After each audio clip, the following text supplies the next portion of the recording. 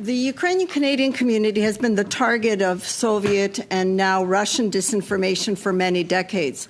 What many Canadians have difficulty understanding that this is not a case of homeland against diaspora. Our Ukrainian government is not targeting us. It's a foreign government, the Russian government, that has made us the object of their disinformation. And as my friends have alluded, CSIS has identified Russia as a foreign actor and player in disinformation. To quote from their report, Russia also continues to attempt to discredit Canada's Ukrainian community, falsely claiming that it is composed of neo-fascists who control Canada's foreign policy. And there's more that they say, but I'm sure you've read the report. So when our intelligence service comes to these conclusions, why is Canada still a safe haven for Russian operatives?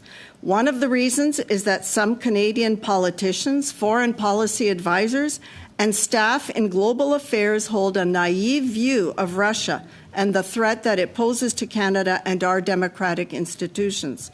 For over a decade, our community advocated for the ban on RT, Russia television, but that didn't happen until a full year after the full-scale invasion of Ukraine. RT was finally sanctioned by Canada, along with other Russian institutions, such as Putin's think tank, the Valdai Club. But no action has been taken by the government with regard to those in Canada who collaborate with these institutions. There are many Canadian contributors to RT who are allowed to operate with impunity. Indeed, some of them are invited to appear before Canadian parliamentary committees.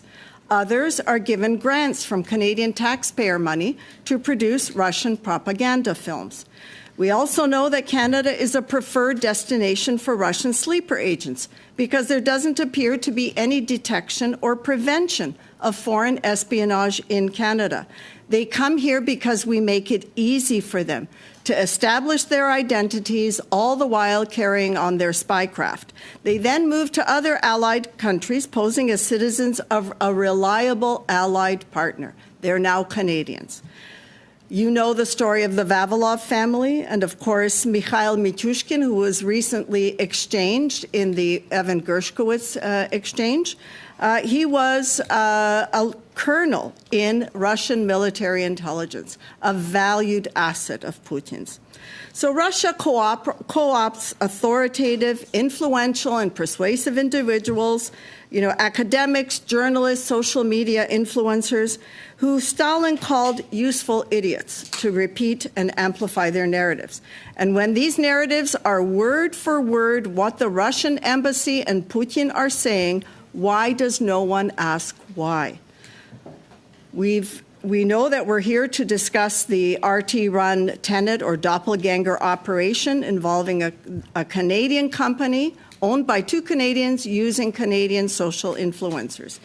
They produce Canadian-themed videos on hot-button divisive issues, and once they have the ear of a frightened and disaffected audience, they blame the economy and everything else that is wrong in the world on Canadian support for Ukraine, who are all Nazis, by the way. So the government has failed to do anything, and this creates a culture of impunity which normalizes this behavior of referring to Ukrainians as Nazis. And this has also posed a threat to our community, unfortunately. We surveyed our community, and we saw a substantial increase in the number of anti-Ukrainian hate-motivated incidents. We have asked two successive ministers of public safety to speak out and condemn this behavior, but they remain silent.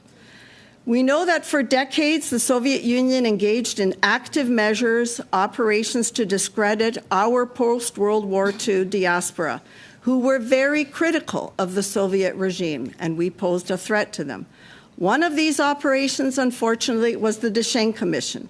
Evidence in Operation Payback shows that the campaign to inflame the Canadian public by falsely claiming that the infamous Dr. Mengele was hiding in Canada. This was a campaign that was started by a Canadian representative of the Simon Wiesenthal, Saul Littman, who deliberately planted false stories. And once the Canadian public was sufficiently inflamed, the Mulroney government convened a commission of inquiry. which cleared all but 29 individuals. And yet today, we hear repeated calls for the disclosure of the names of these innocent people, over 800 of them who have several generations of descendants. I'm sorry, could I get you to wrap up? Yes. So we also would like to speak to the Russian propaganda film, Russians at War, which was produced by a former producer of Russian television, an example of the kind of naivete that we have in Canada, which not only condones but finances the whitewashing of genocide.